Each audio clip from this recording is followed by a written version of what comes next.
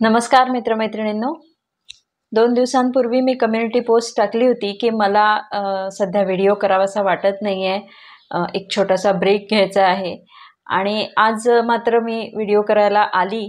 त्याचं एक महत्त्वाचं कारण म्हणजे आज सकाळी मी आणि आईंनी स्वातंत्र्यवीर सावरकर हा सिनेमा पाहिला, बघून आलो.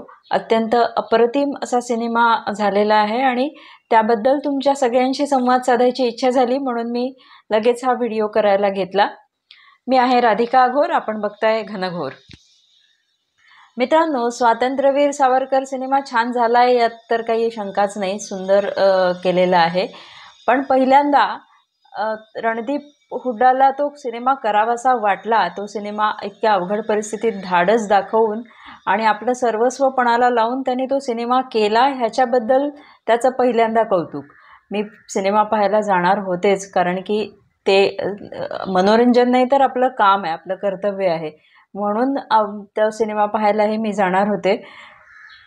पण म्हणजे हरियाणाच्या एका रणदीप हुड्डासारख्या अभिनेत्याला सावरकरांवर सिनेमा काढावासा वाटतो. मराठी इंडस्ट्रीमध्ये त्यापैकी कुणाला वाटलं नाही, किंवा जे काय महेश मांजरेकरांचं सगळं आलेलं आहे त्याच्यावरनं हेही कळतं की त्यांनी तो केला असता तर तो किती वाईट केला असता.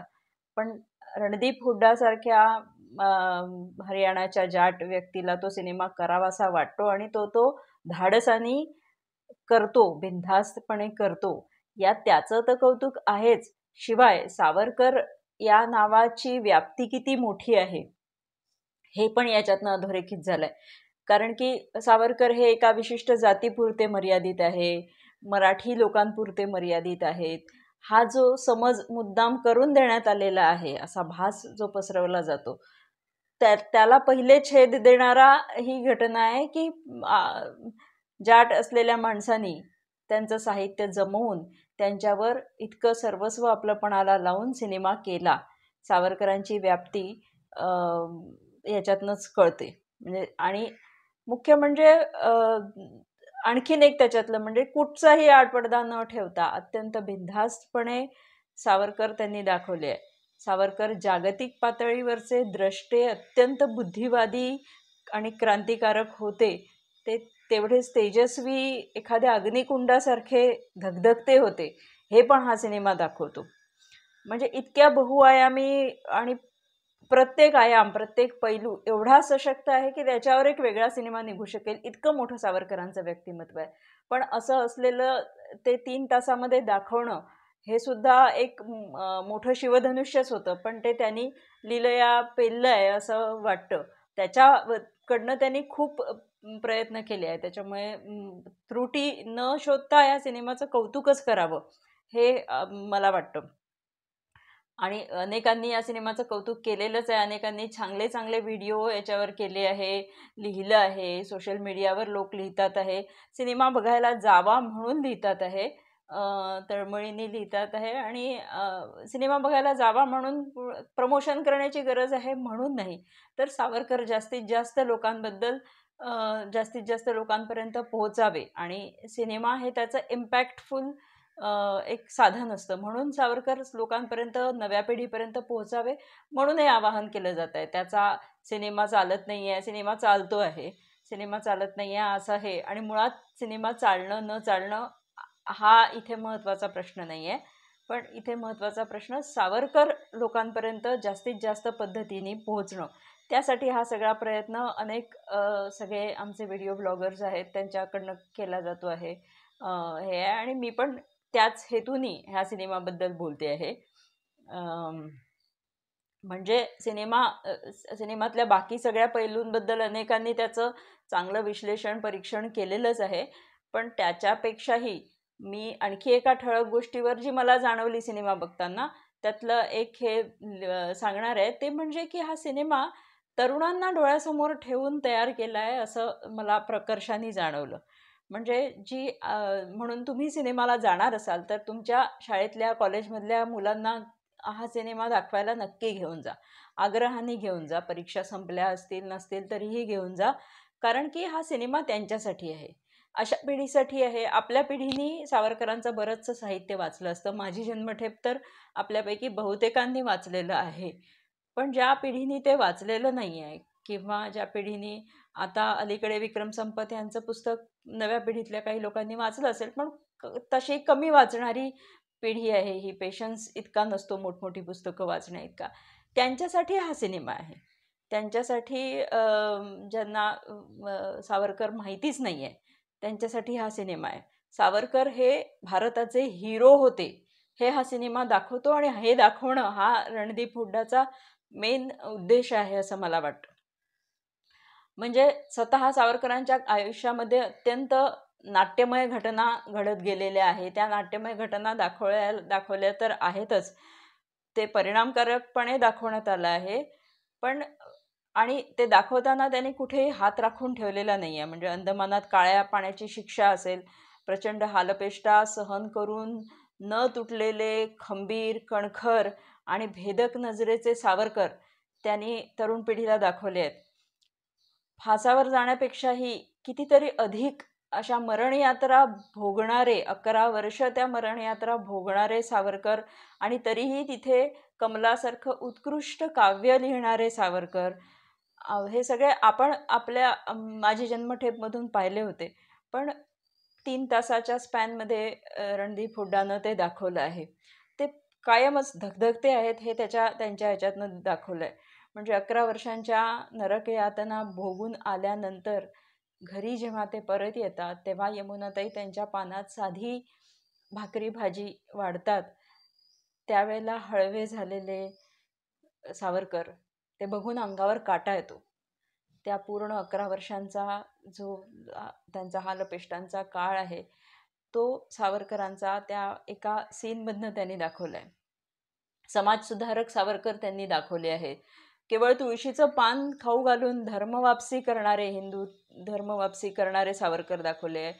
अगदी जिथे जिथे जातील तिथे तिथे उत्कृष्ट संघटन कौशल्य असलेले सावरकर, द्रष्टे, राजनीतिज्ञ, डिप्लोमॅट विचारांचे, दूरगामी विचार करणारे, इंग्रजांचे धोके ओळखणारे आणि इंग्रजांविरुद्ध सामदाम दंडभेद अशा सगळ्या मार्गांचा अवलंब करण्याची गरज आहे असं ठामपणे सांगण्याची दीक्षा देणारे धोरणी सावरकर, हे सगळे सावरकर त्यांनी याच्यात दाखवले आहेत. हिंदुत्वाची स्पष्ट राजकीय व्याख्या करणारे सावरकर त्यांनी दाखवले आणि इतके आयाम असलेल्या या व्यक्तिमत्वाची भीती बाळगणारं इंग्रज सरकारही त्यांनी दाखवलेलं आहे. अत्यंत प्रभावीपणे त्यांनी त्यांचं पण डायलॉग्स दाखवलेले आहे. सावरकरांवर घेतले गेलेले कथित आक्षेप, त्यांची कथित माफीपत्र, स्वतः शस्त्र न घडवता त्यांनी जे क्रांती घडवून आणली त्याचा काढलेला गैरअर्थ की त्यांनी कोवळ्या मुलांना फासावर लटकवण्यासाठी जाण्यासाठी प्रवृत्त केलं, पण ते स्वतः शस्त्र घेतले नाही असा एक बावळट युक्तिवाद केला जातो. त्याला सुद्धा या सिनेमातून उत्तर दिलेलं आहे. म्हणजे असा युक्तिवाद करणारे जे लोक आहेत ते असंही कदाचित म्हणू शकतील की शिवाजी महाराजांनी किल्ले घेण्यासाठी कायम तानाजी मालुसरेंना, मुरारबाजींना, जीवा महाला यांचा बळी दिला, स्वतः काही गेले नाही असं आर्ग्युमेंटही करू शकतील. पण या अशा बिंडोक आर्ग्युमेंटला सुद्धा रणदीप हुड्डांनी उत्तर दिलेलं आहे. म्हणजे एखाद्याला फाशी किंवा मरण बरं वाटेल इतक्या नरकयातना ज्या त्यांनी 11 वर्ष सलग सोसल्या, ते राजकीय बंदी असून त्यांना कुठलेही अधिकार देण्यात आले नव्हते, हे सगळं त्यांनी त्याच्यातनं मांडलेलं आहे. आणि या सगळ्यासाठी त्यांनी तिथे तिथे लढा दिला. आपण एक मागणी केली, लढा दिला तर आपल्याला पुन्हा छळ होणार आहे हे समजून सुद्धा न खचणारे आणि त्याविरुद्ध सतत आवाज उचलत राहणारे, स्वतः सोबत 144 कैद्यांची सुटका करण्यासाठी प्रयत्न करणारे सावरकर, राजबंदी आहो याचं भान सतत इंग्रज सरकारला देणारे सावरकर, हे सगळे त्यांनी दाखवले आहे. त्यांच्या उमेदीची 27 वर्ष इंग्रज सरकारनं त्यांना बंदिवासात ठेवलं. ते का? त्यांना फाशी दिलं असतं